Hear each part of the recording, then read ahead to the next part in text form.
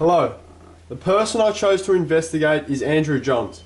Andrew Johns was a professional rugby league player and is regarded by many as the best player of all time. He has had an illustrious career and has risen from the grassroots of rugby league all the way through to the pinnacle of the sport. I chose to investigate the career of Andrew Johns because it is a career filled with greatness, but this greatness has often been surrounded by controversy.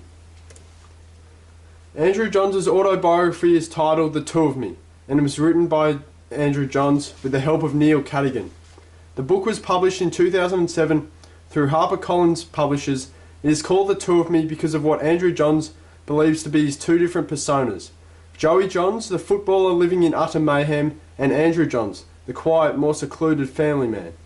The book explores Johns' battle with bipolar disorder and how this coincided with his unbelievable career. Sport delivery systems bring sport to its participants. Sport is brought to its participants through a number of different organisations. The range of organisations that help in this idea of delivery are sporting, government, health, advocacy, education, media and sponsors. Through these systems, players are able to progress from a grassroots amateur level to the absolute elite level in which sport can become a profession. Sport delivery systems give players a developmental pathway through a particular sport. It is important to understand these systems to understand how people are able to achieve what they do. Why do they start? What makes them continue playing? Is there a defined developmental pathway for an athlete to follow? In this vodcast, I'm going to look at Andrew Johns growing up and why he specifically chose to pursue rugby league.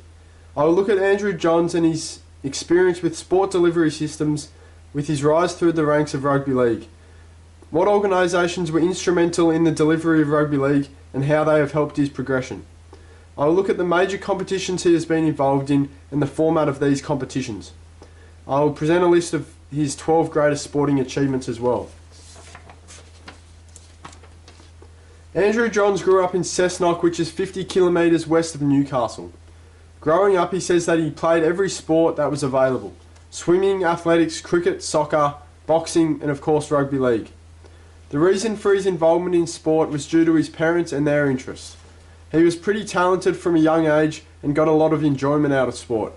After being introduced by parents, kids play sport because it is fun and social.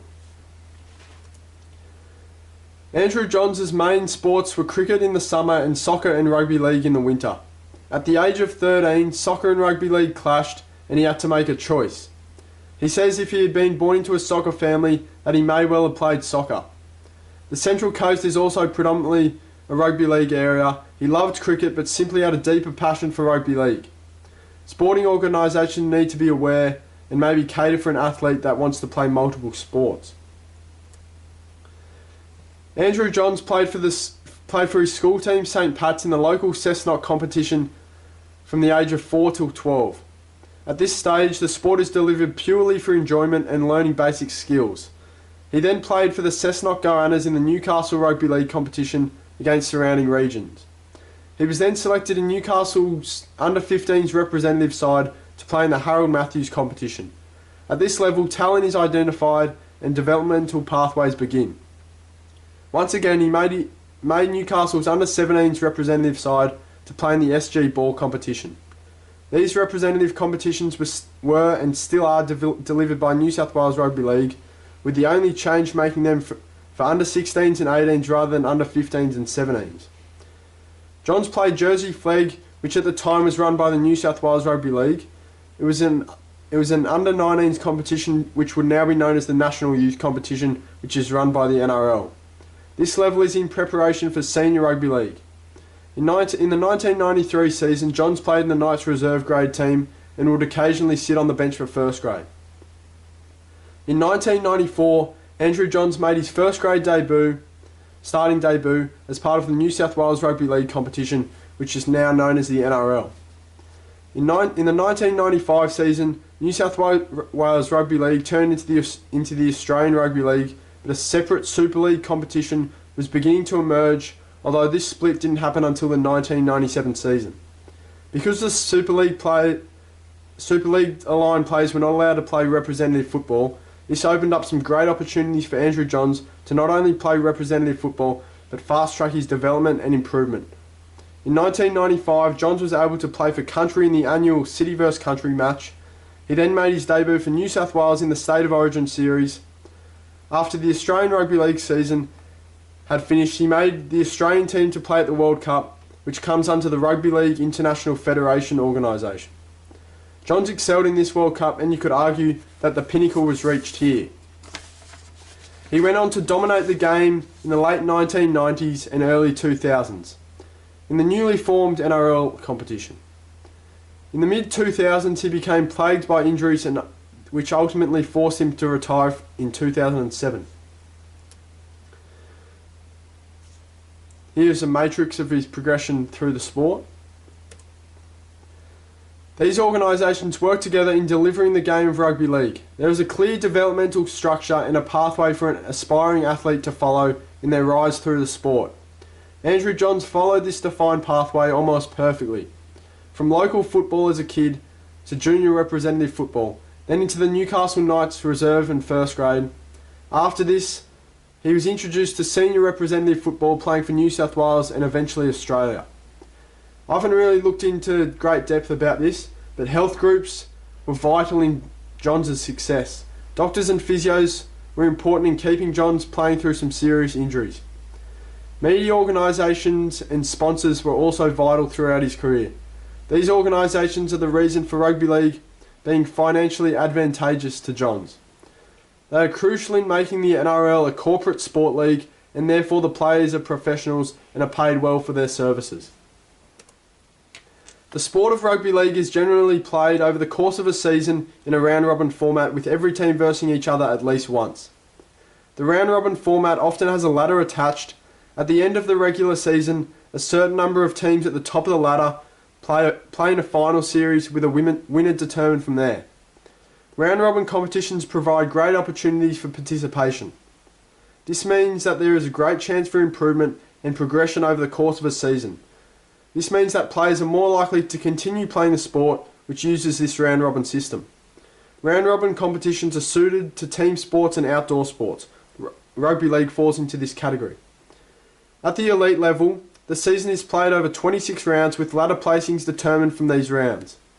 A top 8 will then play a final series, which is more of an elimination style format, which enables a winner to be found in a short amount of time. When playing for the Newcastle Knights in the national competition, Johns played through this general format.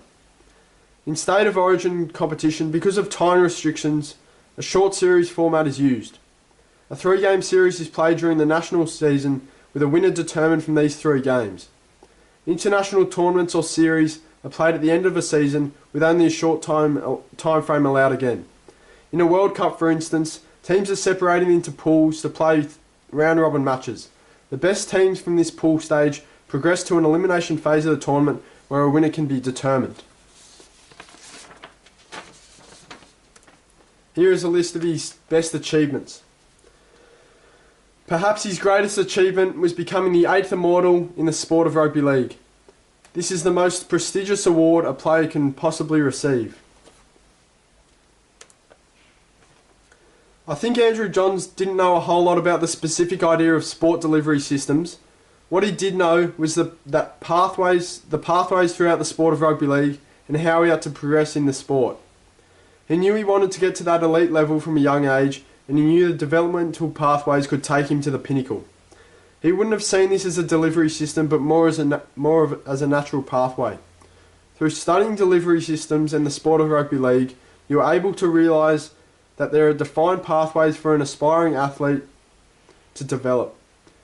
The systems are extremely effective when a player enters a system. If good enough and committed enough, they are able to progress through the ranks.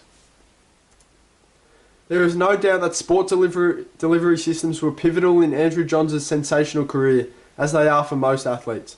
A range of organisations were able to deliver the sport of rugby league, and Andrew Johns, like many others, was the beneficiary. Andrew developed his game through specific competition formats and defined pathways. He was able to continually improve and therefore progress in the sport. Andrew Johns was a genius in his understanding of the sport and had a phenomenal career. And here is the list of references.